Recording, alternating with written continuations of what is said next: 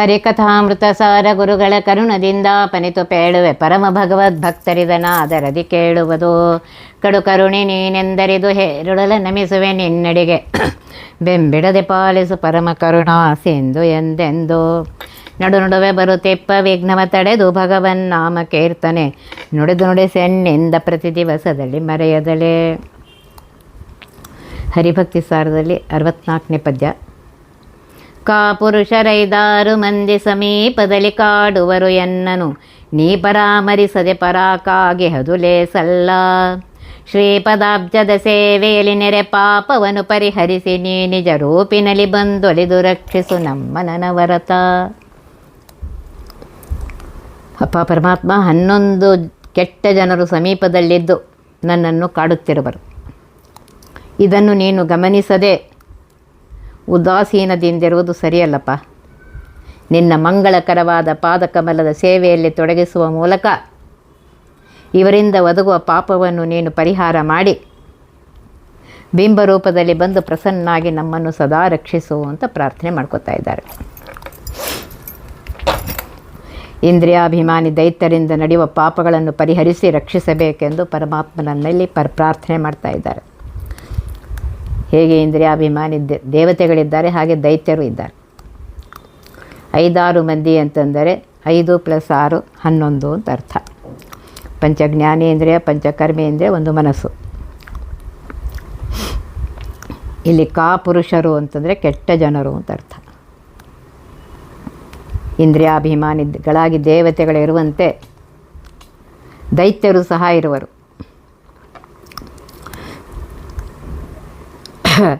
ಜೀವರಿಂದ ನಡೆಯುವ ಸತ್ಕರ್ಮಗಳಿಗೆ ದೇವತೆಗಳು ಪ್ರೇರಕರಾಗಿರುವಂತೆ ದುಷ್ಕರ್ಮಗಳಿಗೆ ದೈತ್ಯರು ಪ್ರೇರಕರಾಗಿದ್ದಾರೆ. ದೇವತೆಗಳು ಮಾಡಿಸುವ ಪುಣ್ಯ ಕಾರ್ಯಗಳು ನಮ್ಮ ಒಳಿತಿಗೆ ಕಾರಣವಾದರೆ ದೈತ್ಯರು ಮಾಡಿಸುವ ಪಾಪ ಕಾರ್ಯಗಳು ನಮ್ಮ ಕೆಡಕಿಗೆ ಕಾರಣವಾಗಿವೆ. ಪುಣ್ಯವು ಸದ್ಗತಿಗೆ ಕಾರಣವಾದರೆ ಪಾಪವು ದುರ್ಗತಿಗೆ ಕಾರಣವಾಗಿದೆ. ಆದ್ದರಿಂದ ಪಾಪದ ಪರಿಹಾರ ಅತ್ಯಗತ್ಯವಾಗಿದೆ ಅಂತ ಹೇಳ್ತಾ ಇದ್ದಾರೆ. ಅದು ಪರಮಾತ್ಮನ ಅನುಗ್ರಹದಿಂದಲೇ ಸಾಧ್ಯ ಎಂಬುದನ್ನು ಇಲ್ಲಿ ಹೇಳ್ತಾ ಇದ್ದಾರೆ.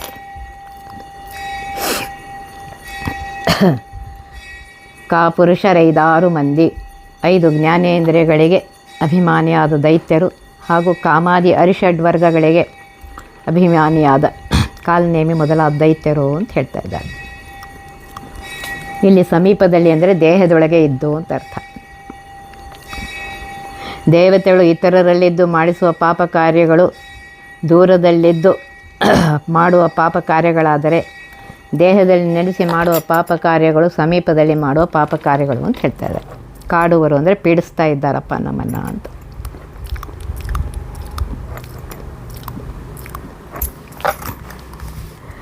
ಅಪ್ಪ ಪರಮಾತ್ಮ, ಇದನ್ನು ನೀನು ಗಮನಿಸದೇ ಇರಲಿಕ್ಕೆ ಸಾಧ್ಯ ಇಲ್ಲ. ಆದ್ದರಿಂದ ಭಕ್ತರಾದ ನಮ್ಮ ಮೇಲಿನ ಕೃಪೆಯಿಂದ ಪರಮಾತ್ಮ ನೀನು ಈ ಪಾಪಿಗಳ ಪೀಡೆ ಒದಗದಂತೆ ಪಾಲಿಸಬೇಕು ಅಂಥೇಳಿ ಇಲ್ಲಿ ಬೇಡ್ಕೋತಾ ಇದ್ದಾರೆ. ಪರಮಾತ್ಮನ ಪಾದಕಮಲದ ಸೇವೆಯಲ್ಲಿ ನಾವು ತೊಡಗಿದಾಗ ಆ ದೈತ್ಯರು ಉಪಟಳಕ್ಕೆ ಅವಕಾಶ ಇರೋದಿಲ್ಲ. ಅದರಿಂದಾಗಿ ಆ ಮುನ್ನ ಅವರಿಂದ ನಡೆದ ಪಾಪವು ಪರಿಹಾರವಾಗುವುದು. ಮುಂದೆ ಯಾವುದೇ ಪಾಪಕಾರು ನಡೆಯದಂತೆ ಆಗುವುದು. ಹೀಗೆ ಪರಮಾತ್ಮನು ನಮ್ಮನ್ನು ಪಾಪಿಗಳಾಗದಂತೆ ಪಾಲಿಸಬೇಕು ಅಂಥೇಳಿ ಇಲ್ಲಿ ಬೇಡ್ಕೊತಾ ಇದ್ದಾರೆ. ಪಾದಾಬ್ಜ ಕಮಲ ಅನ್ನುವ ರೂಪದಿಂದ. ನಿಜ ರೂಪಿನಲ್ಲಿ ಅಂದರೆ ಬಿಂಬರೂಪದಲ್ಲಿ ಅಂತ ಅರ್ಥ.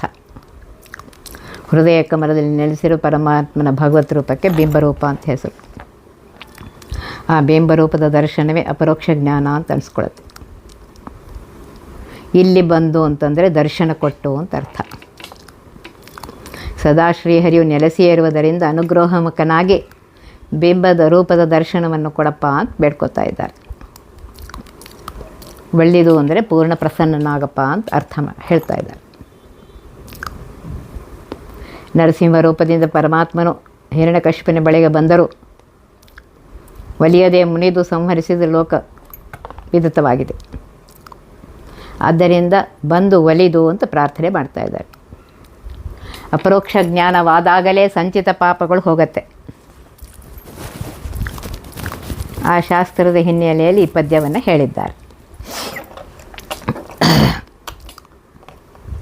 ಯಥೈಧಾಂಸಿ ಸಮ್ಮಿದ್ಧೋ ಅಗ್ನಿರ್ಭಸ್ಮಸಾತ್ ಕುರುತೆ ಅರ್ಜುನ ಜ್ಞಾನಾಗ್ನೇಃ ಸರ್ವಕರ್ಮಾಣಿ ಭಸ್ಮಸಾತ್ ಕುರುತೆ ತಥಾ. ಆಮೇಲೆ ಪ್ರಾರಬ್ಧ ಕರ್ಮಣೋ ಅನ್ಯಸ್ಯ ಜ್ಞಾನಾದೇವ ಪರೀಕ್ಷಯ. ಅದರಿಂದ ಹೇಳ್ತಾರೆ ಅಪರೋಕ್ಷ ಜ್ಞಾನ ಆದಾಗಲೇ ಸಂಚಿತ ಪಾಪಗಳು ಹೋಗುತ್ತೆ ಅಂತ ಹೇಳಿ. ಸಂಸಾರದಲ್ಲಿ ಒದಗುವ ಬಗೆ ಬಗೆಯ ಆಘಾತಗಳನ್ನು ವಿವರಿಸುವ ಕನಕದಾಸರ ಪದ್ಯವನ್ನು ಈಗಾಗಲೇ ಪೂರ್ಣವಾಗಿ 60ನೇ ಪದ್ಯದಲ್ಲಿ ಹೇಳಿದ್ದಾರೆ. ಇನ್ನು ಮತ್ತೆ ಇದು ಮಾಡ್ತಾ ಇದ್ದಾರೆ ಅಂತ ಹೇಳ್ತಾ ಇದ್ದಾರೆ. 5 ತತ್ವಗಳೊಂದಕ್ಕೈದು ಕಡೆಯಲಿ ತತ್ವ 25 ಕೂಡಿದ ತನುವಿನಲ್ಲಿ ವಂಚಿಸದೆ ನೀನಿರಲು ಭೇದಿಸದೆ ಜೀವಾತ್ಮತಾ ಸಂಪಾದಿಸಿದ ಸಂಚಿತ ಸುಕರ್ಮವ ನಾದರಿಸಿ ಕೈಕೊಂಡು ರಕ್ಷಿಸು ನಮ್ಮ ನನವರತ. 5 ತತ್ವಗಳು 5ರಿಂದ ಗುಣಿಸಲ್ಪಟ್ಟ ಒಟ್ಟು 25 ತತ್ವಗಳಾಗುತ್ತೆ. ಹೀಗೆ ನಮ್ಮ ಪಾಂಚಭೌತಿಕ ದೇಹದಲ್ಲಿ 25 ತತ್ವಗಳಿವೆ. ಇದರಲ್ಲಿ ಪರಮಾತ್ಮನು ಮಾಯೆಗಳಿಗಾಗಿಸದೆ ಅನುಗ್ರಹಮುಖನಾಗಿ ನೆಲೆಸಿದಾಗ ಅವುಗಳಲ್ಲಿ ಪರಸ್ಪರ ಭೇದವನ್ನು ತಿಳಿಸಿಕೊಡ್ತಾನೆ. ಪ್ರಸನ್ನನಾಗುವ ಪರಮಾತ್ಮನ ಅನುಗ್ರಹದಿಂದ ಜೀವಾತ್ಮನು ಆವರೆಗೆ ಮಾಡಿದ ಸಕಲ ಪುಣ್ಯ ಕರ್ಮಗಳನ್ನು ಪ್ರೀತಿಯಿಂದ ಸ್ವೀಕರಿಸಿ ಪರಮಾತ್ಮ ರಕ್ಷಣೆ ಮಾಡ್ತಾನೆ. ಅಂತಹ ಶ್ರೀಹರಿಯೇ ನೀನು ನಮ್ಮನ್ನು ಸದಾ ರಕ್ಷಿಸು ಅಂತ ಹೇಳ್ತಾರೆ. ನಮ್ಮ ದೇಹದಲ್ಲಿ 25 ತತ್ವಗಳಿವೆ. ಅವುಗಳ ಪ್ರೇರಕನಾಗಿ ಭಗವಂತನು ಎದ್ದು ಸಾಧನೆಯನ್ನು ಮಾಡಿ ಸದ್ಗತಿಯನ್ನು ನೀಡ್ತಾ ಇದ್ದಾನೆ ಅಂತ ಹೇಳಿ ಇಲ್ಲಿ ಹೇಳ್ತಾ ಇದ್ದಾರೆ ಈ ಪದ್ಯದಲ್ಲಿ. 5 ತತ್ವಗಳು ಪೃಥ್ವಿ, ಜಲ, ಅಗ್ನಿ, ವಾಯು, ಆಕಾಶ. ಬೇರೆ ತತ್ವಗಳ ಅವ್ಯಕ್ತ ತತ್ವ, ಅದಕ್ಕೆ ಅಭಿಮಾನಿ ಮಹಾಲಕ್ಷ್ಮಿ ಸರಸ್ವತಿ ಭಾರತೀಯರು. ಮಹತ್ತತ್ವ ಬ್ರಹ್ಮವಾಯು ದೇವರು. ಆಮೇಲೆ ಅಹಂಕಾರ ತತ್ವ ಗರುಡಶೇಷರುದ್ರರು. ಮನಸ್ತತ್ವ ಇಂದ್ರಕಾಮರು. ಪಂಚಜ್ಞಾನೇಂದ್ರಿಯ ಶ್ರೋತ್ರೋ ಇಂದ್ರ ಚಂದ್ರ ಮೊದಲಾದ ದಿಗ್ದೇವತೆಗಳು. ತ್ವಕ್ ಅಹಂಕಾರಿಕ ಪ್ರಾಣ ಕಣ್ಣು ಸೂರ್ಯ, ಜಿಹ್ವೆ ವರುಣ, ಘ್ರಾಣ ಅಶ್ವಿನಿ ದೇವತೆಗಳು. ಪಂಚಕರ್ಮೇಂದ್ರಗಳು ವಾಕ್ಕಿಗೆ ಅಗ್ನಿ, ಪಾಣಿಗೆ ಶಚಿ ರತಿ, ಅನಿರುದ್ಧ ಸ್ವಯಂಭುವ ಮನು, ದಕ್ಷ ಬೃಹಸ್ಪತಿ. ಪಾದಕ್ಕೆ ಜಯಂತ ಋಷಭ, ವಾಯುವಿಗೆ ಮಿತ್ರ, ಉಪಸ್ಥಕ್ಕೆ ವಸಿಷ್ಠಾದಿ ಸಪ್ತರ್ಷಿಗಳು, ವಿಶ್ವಾಮಿತ್ರ ವೈವಸ್ವತಮನು. ಪಂಚತನ್ಮಾತ್ರಗಳು ಶಬ್ದಕ್ಕೆ ಅಹಂಕಾರಿಕ ಪ್ರಾಣ ಬೃಹಸ್ಪತಿ, ರೂಪಕ್ಕೆ ವ್ಯಾನ, ರಸಕ್ಕೆ ಉದಾನ, ಸ್ಪರ್ಶಕ್ಕೆ ಅಪಾನ, ಗಂಧಕ್ಕೆ ಸಮಾನ. ಪಂಚಮಹಾಭೂತಗಳು ಅಗ್ನಿ ವಾಯು, ಆಕಾಶಕ್ಕೆ ಗಣೇಶ, ಭೂಮಿಗೆ ಪೃಥ್ವಿ, ಜಲಕ್ಕೆ ಬುಧ. ಕಾಮಾದಿ ದೋಷಗಳಿಗೆ ಅಭಿಮಾನಿ ದೈತ್ಯರು, ಕಾಲನೇಮಿ ಮೊದಲಾದವರು ಎಂದು ತಿಳಿಯಬೇಕು. ಪರಮಾತ್ಮನು ಈ ಬಗ್ಗೆ ಎಚ್ಚರವನ್ನು ನೀಡಿ ಆ ಎಲ್ಲ ದೇವತೆಗಳ ಹಾಗೂ ಅವುಗಳಿಗೆ ಪ್ರೇರಕನಾದ ಶ್ರೀ ಮುಖ್ಯ ಪ್ರಾಣದೇವರಿಗೆ ಹಾಗೂ ಸರ್ವಪ್ರೇರಕನಾದ ತನ್ನ ಮಹಾತ್ಮ್ಯವನ್ನು ತಿಳಿಸಿಕೊಟ್ಟಾಗ ಉದ್ಧಾರದ ಹಾದಿ ಗೊತ್ತಾಗುತ್ತೆ. ಅದಕ್ಕೆ ವಂಚಿಸದೆ ಅಂತ ಪದ್ಯದಿಂದ ಹೇಳ್ತಾ ಇದ್ದಾರೆ. ಇದರಲ್ಲಿ 25ನೇ ತತ್ವ ಪುರುಷನಾಮಕ ಪರಮಾತ್ಮ. 24 ತತ್ವಗಳಿಗೆ ಅಧಿಪತಿ ಬ್ರಹ್ಮವಾಯುಗಳಾದರೆ 25ನೇ ತತ್ವಕ್ಕೆ ಅಧಿಪತಿಯಾದವನು ಲಕ್ಷ್ಮೀಪತಿಯಾಗಿರುವಂತಹ ಪರಮಾತ್ಮ. ಅವನನ್ನು ಅರಿತಾಗಲೇ ತಿಳಿದುಕೊಂಡಾಗಲೇ ಜೀವನಿಗೆ ಮುಕ್ತಿ ಸಿಕ್ಕತ್ತೆ ಅಂತ ಇಲ್ಲಿ ಹೇಳ್ತಾ ಇದ್ದಾರೆ. ಜೀವನ ಸಾಧನೆ ಒಂದೆರಡು ಜನ್ಮದಲ್ಲಿ ಆಗೋದಿಲ್ಲ. ಅನಾದಿ ಕಾಲದವನ ಸಾಧನೆ ಅನೇಕ ಸಾಧನ ದೇಹಗಳಲ್ಲಿ ಪರಿಪೂರ್ಣಗೊಂಡು ಆವರೆಗೆ ಮಾಡಿದಂತಹ ಸಕಲ ಪುಣ್ಯ ಕರ್ಮಗಳ ಒಟ್ಟು ಫಲ ಅಪರೋಕ್ಷ ಜ್ಞಾನಕ್ಕೆ ಕಾರಣವಾಗುತ್ತೆ. ಆ ಕಾರಣವಾಗಿ ಪರಮಾತ್ಮನ ವಿಶೇಷ ಒಲುಮೆಯ ಅನುಗ್ರಹವನ್ನು ತಂದುಕೊಡುತ್ತೆ. ಆಮೇಲೆ ಅದೇ ಮೋಕ್ಷಕ್ಕೆ ಕಾರಣ ಆಗುತ್ತೆ ಅನ್ನೋದನ್ನು ಇಲ್ಲಿ ಹೇಳ್ತಾ ಇದ್ದಾರೆ. ಪ್ರಾಚೀನ ಕರ್ಮದ ಬಂಧನದ ಪರಿ ಎಂದರೆ ಅಪಾರ ಎಂಬುದನ್ನು ಉದಾಹರಣವಾಗಿ ವಿವರಿಸುವ ಕನಕದಾಸರ ಅನೇಕ ಪದಗಳಿವೆ.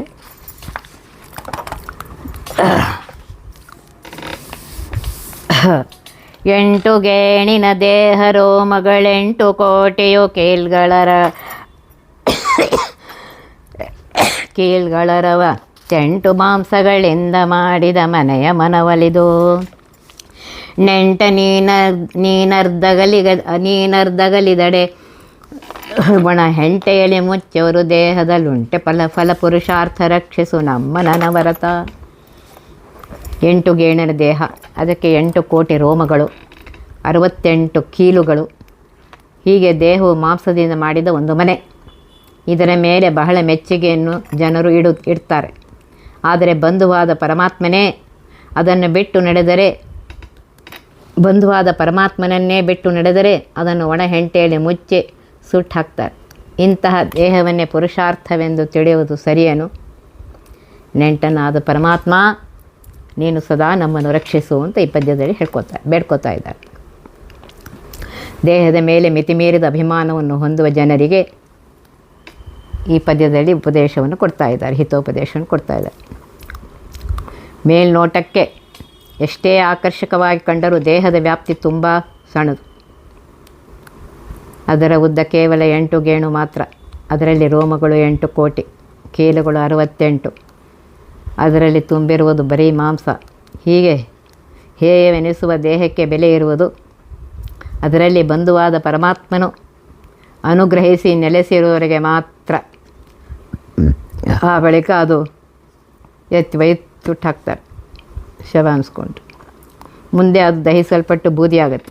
ಇಂತಹ ದೇಹದ ಮೇಲೆ ಮಿತಿಮೀರಿದ ಮಮತೆಯನ್ನು ಹೊಂದಿ ಅದರ ಪೋಷಣೆ ಮೊದಲಾದವುಗಳಿಗಾಗಿ ಅಕೃತ್ಯಗಳನ್ನು ಎಸಗುವುದು ಅತ್ಯಂತ ಪಾಪಕರ ಅಂತ ಇಲ್ಲಿ ಪದ್ಯದಲ್ಲಿ ಹೇಳ್ತಾ ಇದ್ದಾರೆ. ನೆಂಟ ಎಂದರೆ ಬಂಧು. ಜೀವನಿಗೆ ದೇಹದಲ್ಲಿರಲು ಸಾಧ್ಯವಾಗುವುದು ಅದರಲ್ಲಿ ಪರಮಾತ್ಮ ಮತ್ತು ವಾಯುದೇವರು ನೆಲೆಸಿರುವವರೆಗೆ ಮಾತ್ರ. ಅವರು ದೇಹವನ್ನು ಬಿಟ್ಟು ಹೋಗುತ್ತಲೇ ಜೀವವು ಹೊರಗೆ ಬರ್ತಾನೆ.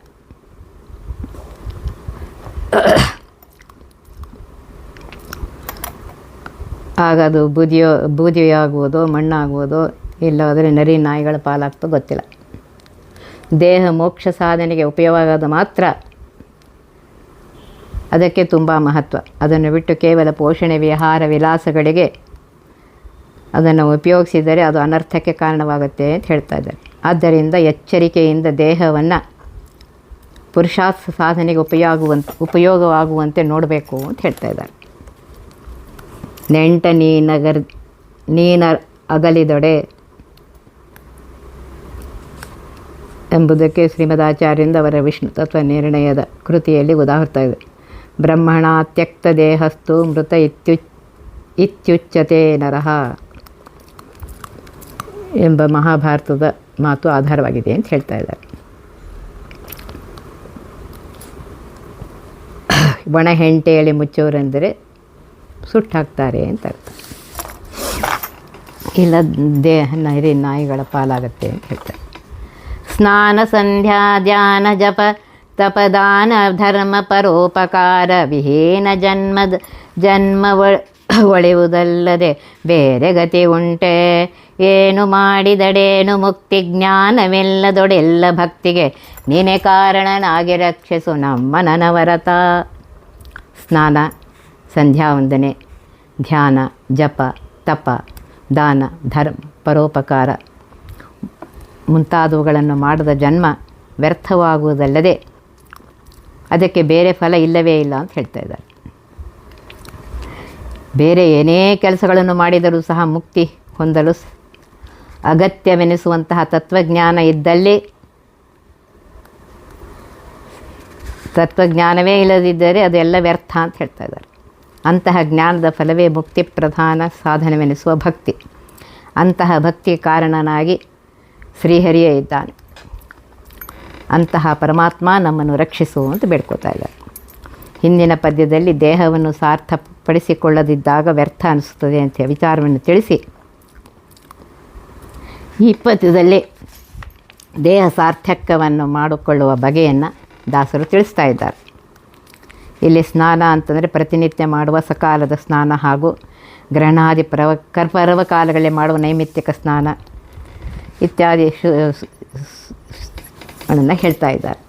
ಯಾತ್ರೆ ಕಾಲದಲ್ಲಿ ಮಾಡುವ ತೀರ್ಥ ಸ್ನಾನ ಮೊದಲಾದ ಬಗೆಗಳನ್ನು ಹೇಳಿ ಇವು ಜ್ಞಾನ ಸಾಧನಗಳು ಅಂತ ಹೇಳ್ತಾ ಇದ್ದಾರೆ.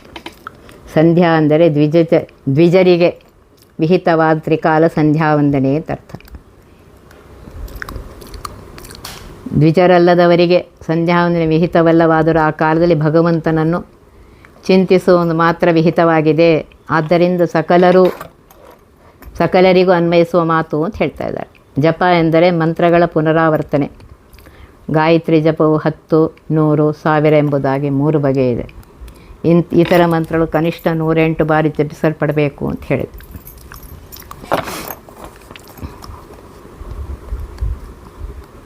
ಅಕ್ಷರ ಲಕ್ಷ ಎಂಬುದು ಇತರ ಮಂತ್ರಗಳ ಸಿದ್ಧಿಗೆ ವಿಹಿತವಾದ ಪಕ್ಷ ಅಂತ ಹೇಳ್ತಾರೆ. ಉದಾಹರಣೆ ಕೃಷ್ಣ ಮಂತ್ರ, ವಿಷ್ಣು ಮಂತ್ರ ಮೊದಲಾದವುಗಳು.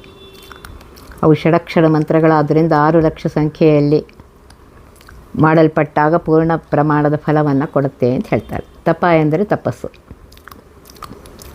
ಏಕಾದಶಿ ಮೊದಲಾದ ವ್ರತಗಳು ಮುಖ್ಯವಾಗಿ ತಪಸ್ಸು ಅಂತ ಅನಿಸ್ಕೊಳ್ಳುತ್ತೆ. ವಿಷ್ಣು ಪಂಚಕ, ಭೀಷ್ಮ ಪಂಚಕ ಮೊದಲಾದ ವ್ರತಗಳು, ಚಾತುರ್ಮಾಸ ವ್ರತಗಳು ಇವೆಲ್ಲವೂ ಈ ತಪ ಗುಂಪಿಗೆ ಸೇರಿದೆ ಅಂತ ಹೇಳ್ತಾರೆ. ಇದನ್ನು ಶ್ರೀಮದಾಚಾರ್ಯರು ಕೃಷ್ಣಾಮೃತ ಮಹಾಣದಲ್ಲಿ ಹೇಳಿದ್ದಾರೆ. ದಾನ ಎಂದರೆ ತನ್ನ ವಸ್ತುವನ್ನು ಇತರರಿಗೆ ಕೊಡುವುದು. ಅನ್ನದಾನ, ಜಲದಾನ, ವಸ್ತ್ರದಾನ, ಗೃಹದಾನ, ಹೀಗೆ ಅನೇಕ ದಾನಗಳಿವೆ. ಇವುಗಳಲ್ಲಿ ಅಭಯದಾನ ತುಂಬ ಶ್ರೇಷ್ಠವಾದುದು ಅಂತ ಹೇಳ್ತಾ ಇದ್ದಾರೆ. ವಿದ್ಯಾದಾನವಂತೂ ಸರ್ವೋತ್ಕೃಷ್ಟವಾದ ದಾನ ಅಂತ ಹೇಳ್ತಾ ಇದ್ದಾರೆ. ದೇವತೆಗಳನ್ನು ಉದ್ದೇಶಿಸಿ ಮಾಡುವ ಯಜ್ಞಗಳು ಹವಿರ್ದಾನ ಸ್ವರೂಪಗಳಾಗಿವೆ ಅಂತ ಹೇಳ್ತಾ ಇದ್ದಾರೆ. ಅವು ಒಂದು ಅರ್ಥದಲ್ಲಿ ದಾನ ಅಂತ ಅನಿಸ್ಕೊಳುತ್ತೆ. ಧರ್ಮ ಎಂದರೆ ಸ್ವಧರ್ಮಾಚರಣೆ, ಕರ್ಮಾಚರಣೆ ಅಂತ ಅರ್ಥ. ವರ್ಣಧರ್ಮ, ಆಶ್ರಮ ಧರ್ಮ, ದೇಶಧರ್ಮ, ಕಾಲಧರ್ಮ, ಮನುಷ್ಯ ಧರ್ಮ, ಪುರುಷ ಧರ್ಮ, ಸ್ತ್ರೀ ಧರ್ಮ ಮೊದಲಾದ ಧರ್ಮಗಳು ಅನೇಕ ಬಗೆಗಳಾಗಿವೆ. ಅವುಗಳಲ್ಲಿ ತನ್ನ ಸಾಮರ್ಥ್ಯ, ವಯಸ್ಸು ಮೊದಲಾದವುಗಳಿಗೆ ಅನುಗುಣವಾಗಿ ಯಾವುದೇ ವಿಧವಾದ ಧರ್ಮವನ್ನು ತಪ್ಪದೇ ಮಾಡಲಿಕ್ಕೇ ಬೇಕು ಅಂತ ಹೇಳ್ತಾ ಇದ್ದಾರೆ. ಪರೋಪಕಾರ ಅಂತಂದರೆ ಪರರಿಗೆ ಅಂದರೆ ಸಜ್ಜನರಿಗೆ ಮಾಡೋ ಉಪಕಾರ ಅಂತ ಅರ್ಥ. ಇದಕ್ಕೆ ಸಾಧನೆಯಲ್ಲಿ ಶ್ರೇಷ್ಠ ಸ್ಥಾನವನ್ನು ಕೊಟ್ಟಿದ್ದಾರೆ. ಪರ ಅಂದರೆ ಸರ್ವೋತ್ತಮನಾಗಿರುವಂತಹ ಪರಮಾತ್ಮ, ಅಂಥ ಅವನ ಪ್ರೀತಿಗಾಗಿ ನೊಂದ ಅರ್ಹ ವ್ಯಕ್ತಿಗಳೇ ಮಾಡುವ ಉಪಕಾರವು ಪರೋಪಕಾರವಾಗಿದೆ. ನಾನಾ ಜನಸ್ಯ ಶುಶ್ರೂಷಾ ಅಂತ ಹೇಳಿದ್ದಾರೆ. ಗೀತಾ ತಾತ್ಪರ್ಯದಲ್ಲಿ ಬಂದಿದೆ. ನಾನಾ ಜನಸ್ಯ ಶುಶ್ರೂಷಾ ಕರ್ಮಾಖ್ಯ ಕರ್ಮ ಕರವನ್ವಿತೇ ತಸ್ಯ ಪ್ರಾಣ್ಯುಪಕಾರೇಣ ಸಂತುಷ್ಟೋ ಭವತಿ ಈಶ್ವರ ಅಂತ ಹೇಳಿ. ಹೀಗೆ ಮುಖ್ಯವೆನಿಸುವ ಸಾಧನೆಯನ್ನು ಮಾಡದಿದ್ದಲ್ಲಿ ದೇಹವು ಅಪಮೃತ್ಯು ಮೊದಲಾದ ದುರಂತಕ್ಕೆ ಒಳಗಾಗುತ್ತೆ ಅಂತ ಹೇಳ್ತಾರೆ. ಮುಖ್ಯ ಸಾಧನೆಗೆ ಸಹಾಯವಾಗದೆ ಅದು ವ್ಯರ್ಥವಾಗಿ ಹೋಗುತ್ತೆ ಅಂತ ಹೇಳ್ತಾ ಇದ್ದಾರೆ. ಬೇರೆ ಎಷ್ಟೇ ಕೆಲಸವನ್ನು ಮಾಡಿದರೂ ಅದು ಮುಕ್ತಿಗೆ ಸಾಧನ ಆಗೋದಿಲ್ಲ.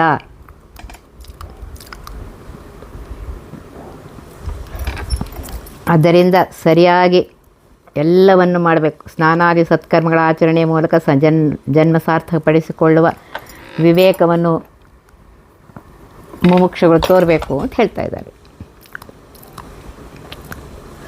ಇಂತಹ ಜ್ಞಾನದ ಪ್ರಾಪ್ತಿಗೆ, ಜ್ಞಾನ ಭಕ್ತಿಯ ಪ್ರಾಪ್ತಿಗೆ ಪರಮಾತ್ಮನ ಅನುಗ್ರಹ ಮುಖ್ಯವಾದ ಸಾಧನವಾಗಿದೆ. ಆದ್ದರಿಂದ ಜೀವನದ ಸಾರ್ಥಕವನ್ನು ಬಯಸುವ ಪ್ರತಿಯೊಬ್ಬರೂ ಇಲ್ಲಿ ಪ್ರತಿಪಾದಿತವಾದ ಸಾಧನೆಯನ್ನು ತಪ್ಪದೇ ಮಾಡಲಿ. ತನುವಿನಲ್ಲಿ ನೆರೆ ಪಾಪ ಪಾತಕದಿಂದ ನರಕದ ಕೂಪದಲ್ಲಿ ಮುಳುಗುವುದು ತಪ್ಪದು ಶಾಸ್ತ್ರ ಸಿದ್ಧವಲೇ. ರಾಪು ಮಾಡದೆ ಬಿಡನು ಯಮನು ನಿರಾಪರಾಧಿಯು ನೋಡಿ ಕೀರ್ತಿ ಕಲಾಪವನು ನೀ ಕಾಯ್ದು ರಕ್ಷಿಸು ನಮ್ಮ ನನವರತ. ಕೋಪ ಎಂಬುದು ದೇಹಕ್ಕೆ ಅಂಟಿಕೊಳ್ಳುವ ದೊಡ್ಡ ಪಾಪ ಅಂತ ಹೇಳ್ತಾರೆ. ಆ ಪಾತಕದಿಂದಾಗಿ ನರಕದ ಕೂಪದಲ್ಲಿ ಮುಳುಗುವುದು ಸರ್ವಥಾ ತಪ್ಪೋದೇ ಇಲ್ಲ. ಇದು ಶಾಸ್ತ್ರ ಸಿದ್ಧವೇ ಆಗಿದೆ ಅಂತ ಹೇಳ್ತಾ ಇದ್ದಾರೆ. ಯಮ್ಮನು ಮುಂದೆ ಶಿಕ್ಷಿಸದೆ ಬಿಡನು. ಆದರೆ ಅಂತಹ ಅಪರಾಧ ಮಾಡದ ನಿರಪರಾಧಿಗಳನ್ನು ಮಾತ್ರ ನೀನು ಗಮನಿಸಿ ಅವರ ಕೀರ್ತಿ ಕಲಾಪವನ್ನು ಕಾಯ್ದು ಪರಮಾತ್ಮ ಸದಾ ನಮ್ಮನ್ನು ರಕ್ಷಿಸು ಅಂತ ಬೇಡ್ಕೋತಾ ಇದ್ದಾರೆ. ಈ ಪದ್ಯದಲ್ಲಿ ಪಾಪದಿಂದಾಗುವ ಅನರ್ಥವು ಏನು ಅನ್ನೋದನ್ನು ಹೇಳ್ತಾ ಇದ್ದಾರೆ. ಕೋಪ ಮನಸ್ಸನ್ನು ಹಾಳು ಮಾಡುವ ಪ್ರಬಲ ದೋಷ. ಅದನ್ನು ಸುಲಭವಾಗಿ ಗೆಲ್ಲಲು ಸಾಧ್ಯವಿಲ್ಲ ಅಂತ ಹೇಳ್ತಾ ಇದ್ದಾರೆ. ಗೀತೆಯ 3ನೇ ಅಧ್ಯಾಯ 37ನೇ ಶ್ಲೋಕ ಪರಮಾತ್ಮ ಹೇಳಿದ್ದಾನೆ. ಕಾಮಯೇಷ ಕ್ರೋಧಯೇಷ ರಜೋಗುಣ ಸಮುದ್ಭವ ಮಹಾಶನೋ ಮಹಾಪಾಪ್ಮ ವಿದ್ಯೇನ್ಮಹೀಯ ವೈರಿಣಂ. ಗೀತೆಯಲ್ಲಿ ಹೇಳಿದ್ದಾರೆ. ಅದೇ ಗೀತೆಯಲ್ಲಿ ಕಾಮಾತ್ ಕ್ರೋಧೋಭಿಜಾಯತೆ ಕ್ರೋಧಾತ್ ಭವತಿ ಸಮೋಹಾತ್ ಸ್ಮೃತಿ ವಿಭ್ರಮ ಸ್ಮೃತಿ ಭ್ರಂಶಾತ್ ಬುದ್ಧಿನಾಶೋ ಬುದ್ಧಿನಾಶಾತ್ ಪ್ರಣಶ್ಯತಿ ಅಂತ ಇನ್ನೊಂದು ಗೀತೆ ಇನ್ನೊಂದು 2ನೇ ಅಧ್ಯಾಯ 63ನೇ ಶ್ಲೋಕದಲ್ಲಿ ಬಂದಿದೆ. ಇದರಿಂದ ಗೊತ್ತಾಗುತ್ತೆ ಕ್ರೋಧದಿಂದ ಬುದ್ಧಿ ಮಂಕಾಗತ್ತೆ, ತಿಳುವಳಿಕೆ ಹೊಟ್ಟೋಗುತ್ತೆ. ಆಗ ಬುದ್ಧಿ ಕೆಟ್ಟು ಹೋದಾಗ ನರಕ ಲಭಿಸತ್ತೆ, ನರಕ ಸಿಕ್ಕತ್ತೆ ಅಂತ ಹೇಳ್ತಾ ಇದ್ದಾರೆ.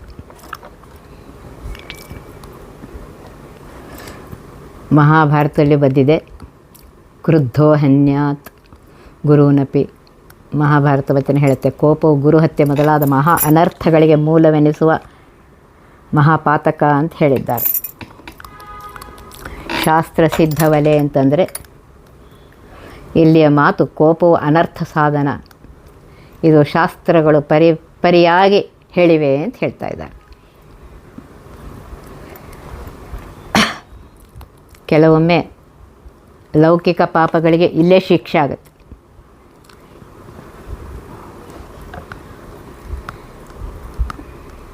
ಕೆಲವು ಲೌಕಿಕ ಪಾಪಗಳು ಆಧ್ಯಾತ್ಮಿಕವಾಗಿ ಪಾಪವೆನ್ನಿಸದೇ ಇರಬಹುದು, ಆದರೆ ಕೋಪವು ಎಲ್ಲ ರೀತಿಯಲ್ಲಿಯೂ ಸಹ ಪಾತಕದ ಸಾಲಿಗೆ ಸೇರುವುದರಿಂದ ಅದಕ್ಕೆ ಶಿಕ್ಷೆ ತಪ್ಪಿದ್ದಿಲ್ಲ, ಶಿಕ್ಷೆ ಸಿಕ್ಕೇ ಸಿಕ್ಕತ್ತೆ. ಲೋಕದ ಕಾನೂನಿಂದ ಪಾರಾದರೂ ಯಮದೇವರು ನೀಡುವ ನರಕ ಶಿಕ್ಷೆಯಿಂದ ಪಾರಾಗಲು ಸಾಧ್ಯವೇ ಇಲ್ಲ ಅಂತ ಇಲ್ಲಿ ಹೇಳ್ತಾ ಇದ್ದಾರೆ. ಆದ್ದರಿಂದ ಸ್ವರ್ಗ ನರಕಾದಿಗಳು ಸತ್ಯವಾಗಿವೆ.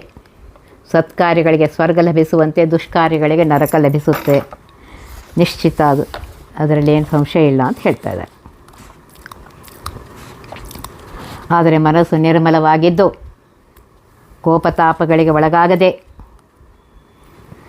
ಇದ್ದಾಗ ಅಪರಾಧ ಆಗೋದಿಲ್ಲ.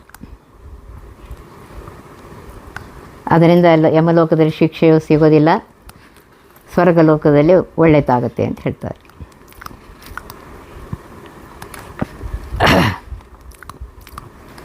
ವ್ಯಕ್ತಿ ನಿರಪರಾಧಿ ಆಗಬೇಕಾದರೆ ಮುಖ್ಯವಾಗಿ ಸ್ವತಂತ್ರನಾದ ಭಗವಂತನಿಂದ ಮಾತ್ರ ಸಾಧ್ಯ. ಅಂತಹ ಭಗವಂತನು ಸದಾ ನಿಷ್ಪಕ್ಷಪಾತಿ ಆದ್ದರಿಂದ ನಿರಪರಾಧಿಗಳನ್ನು ಅವನು ಸರ್ವಥಾ ಪಾಲಿಸ್ತಾನೆ. ಭಕ್ತರನ್ನು ಇಂತಹ ಅಪಚಾರಕ್ಕೆ ತುತ್ತಾಗದಿರುವಂತೆ ನೋಡ್ಕೊಳ್ತಾನೆ. ಭಗವಂತನ ರಕ್ಷಣೆ ಸದಾ ಇದೆ ಅಂತ ಇಲ್ಲಿ ಹೇಳ್ತಾ ಇದ್ದಾರೆ. ನೋಡಿ, ಧರ್ಮದಿಂದ ಇರುವವರಿಗೆ ಪರಮಾತ್ಮ ರಕ್ಷಣೆ ಮಾಡಿಯೇ ಮಾಡ್ತಾನೆ. ಧರ್ಮದ ದಾರಿ ಬಿಟ್ಟವರಿಗೆ ಅವರು ಮಾಡಿದ ತಪ್ಪಿಗೆ ಶಿಕ್ಷೆ ಕೊಡ್ತಾನೆ ಅಂತ ಅನ್ನೋದನ್ನು ಹೇಳ್ತಾ ಇದ್ದಾನೆ. ಒಂದೊಂದು ಪದ್ಯದಲ್ಲಿಯೂ ಜೀವನು ಹೇಗಿರಬೇಕು, ಹೇಗಿದ್ದರೆ ಪರಮಾತ್ಮ ರಕ್ಷಣೆ ಮಾಡ್ತಾನೆ, ಅನುಗ್ರಹ ಮಾಡ್ತಾನೆ ಅನ್ನುವುದನ್ನು ಇಲ್ಲಿ ಹೇಳ್ತಾ ಇದ್ದಾರೆ. ಒತ್ತಿ ವಿಘ್ನಗಳ ಕಳೆದಪ ಮೃತ್ಯುವಿಗೆ ಮರೆ ಮಾಡಿ ಕಾಲನ ದೂತರಿಗೆ ಬೇಕರವ ಪುಟ್ಟಿಸಿ ಸಕಲ ಸಿದ್ಧಿಗಳ ಒತ್ತಿಗೊಳ್ಳಿಸಿ ಮನರು ಹೇಕ್ಷಣ ನೃತ್ಯ ಮಾಡುವರವರ ಮನೆಯೊಳು ನಿತ್ಯ ಮಂಗಳ ಹರಿಕಥಾಮೃತ ಸಾರ ಪಠಿಸುವ